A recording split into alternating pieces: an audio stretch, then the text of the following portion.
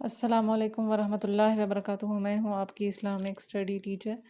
آج کا جو عنوان ہے وہ وضو کے حوالے سے ہے۔ وضو کے فرائض، وضو کی سنتیں، وضو کے مستحبات اور وضو کرنے کا طریقہ۔ اکثر ویسے ایسے سوالات جس میں اس کے حصے ہوتے ہیں، پارٹس ہوتے ہیں، تو اس میں فلوٹ چارٹ جو ہے وہ بہت زیادہ ہیلپ فل ہوتی ہے۔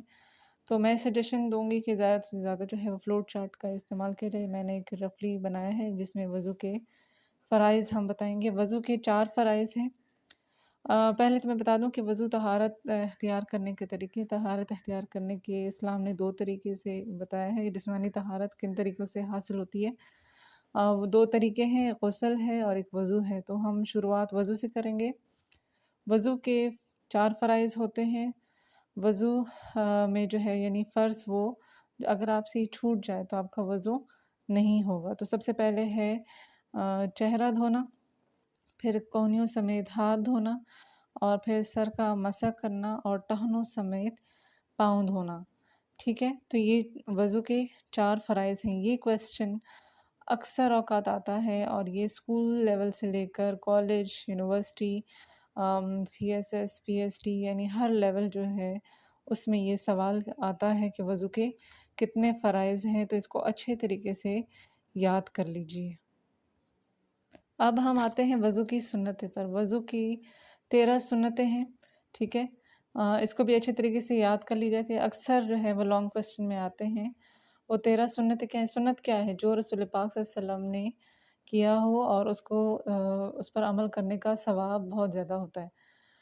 نیت کرنا، یعنی پاکی کی نیت کرنا وضو کے لیے، کہ ہم پاکی اختیار کرنے کے لیے وضو کی نیت کرتے ہیں۔ پھر وضو شروع کرنے سے پہلے تسمیہ یعنی بسم اللہ الرحمن الرحیم پڑھنا۔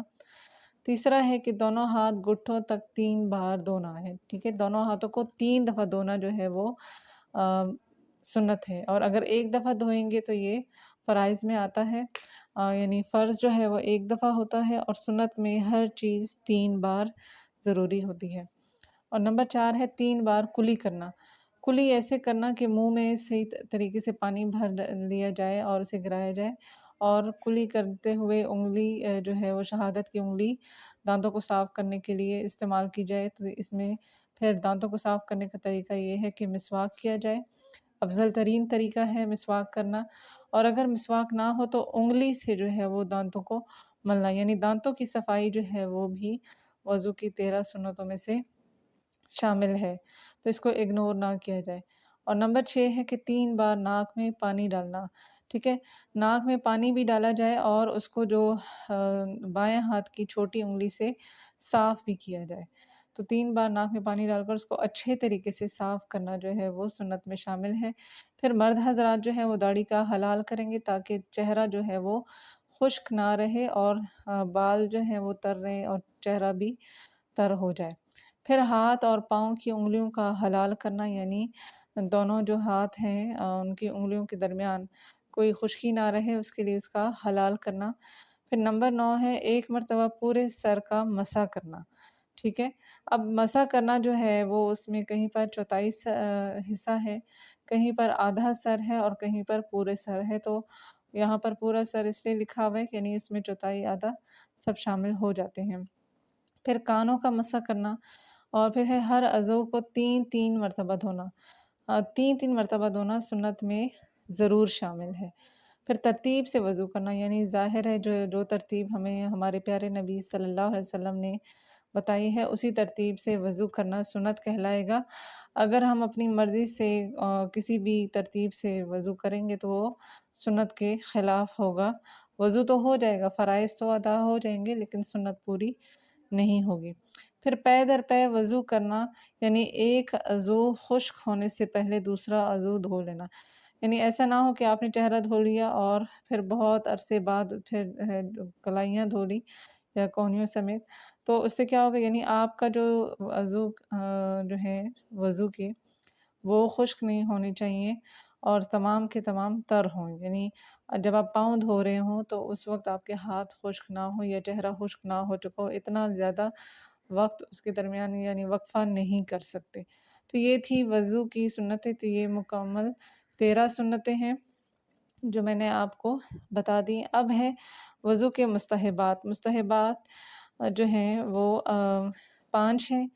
پاک اور اونچی جگہ بیٹھ کر وضو کرنا، قبلے کی طرف منہ کر کے وضو کرنا، دائیں طرف سے شروع کرنا، گردن کا مسح کرنا اور وضو کرتے ہوئے کسی دوسرے سے مدد نہ لینا۔ مستحبات وہ ہوتے ہیں کہ اگر کر لیں تو اچھی بات ہے، اگر نہ کریں تو کوئی گناہ نہیں ہے۔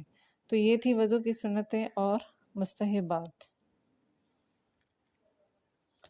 اب آتے ہیں وضو کرنے کے طریقے پر۔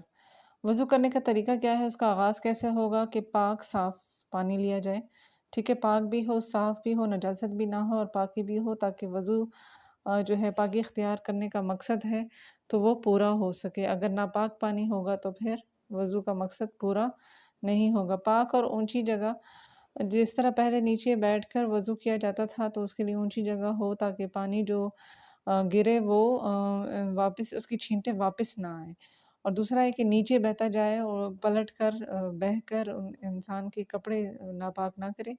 لیکن آج کل چونکہ ہمارے سنک ہوتے ہیں اور اس میں ہوتا ہے تو اس میں بھی پھر احتیاط کی جائے کہ جو پانی اتنا تیز نہ کھولا جائے کہ آپ کے اوپر چھینٹیں آئیں، معتدل پانی کھولا جائے کہ جو پانی ہے وہ آپ کو ناپاک نہ کرے، اور سنک کو بھی پاک کر لیا کریں۔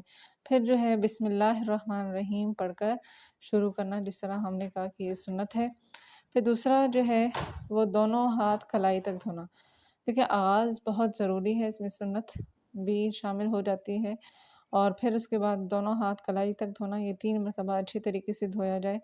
پھر کلی کرنا اور دانت صاف کرنا، 3 بار کلی کرنا اور مسواک کرنا۔ میں نے پہلے ہی بھی بتایا کہ دانت صاف کرنا بہت ضروری ہوتے ہیں، چاہے مسواک سے کریں، چاہے اگر مسواک نہیں ہے تو انگلی کی مدد سے دانتوں کو صاف کیا جائے۔ پھر ناک صاف کرنا، 3 بار ناک نتنوں تک دھونا، بائیں ہاتھ کی چھوٹی انگلی سے جو ہے وہ اس کو صاف کرنا۔ 5واں ہے چہرے کو دھونا، 3 بار پورا چہرہ دھوئے۔ کیسے دھونا ہے کہ پیشانی کے بالوں سے توڑی کے نیچے تک اور ایک کان کی لو سے دوسرے کان کی لو تک اس کو اچھے طریقے سے دھو لیا جائے۔ پھر ہاتھوں کا کہنیوں سمیت دھونا، پہلے دایاں پھر بایاں ہاتھ 3 مرتبہ کہنیوں سمیت دھونا جو ہے وہ وضو کے طریقے میں شامل ہے۔ پھر مسح کرنا، دونوں ہاتھوں کو پانی سے تر کر کے سر کا مسح کرنا، ٹھیک ہے، کانوں کا مسح کرنا اور گردن کا مسح کرنا، یعنی ایک ہی دفعہ آپ ہاتھوں کو تر کر کے تینوں مسح کر لیں گے۔ ٹہنوں سمیت پاؤں دھونا، پہلے دایاں پاؤں اور پھر بایاں پاؤں۔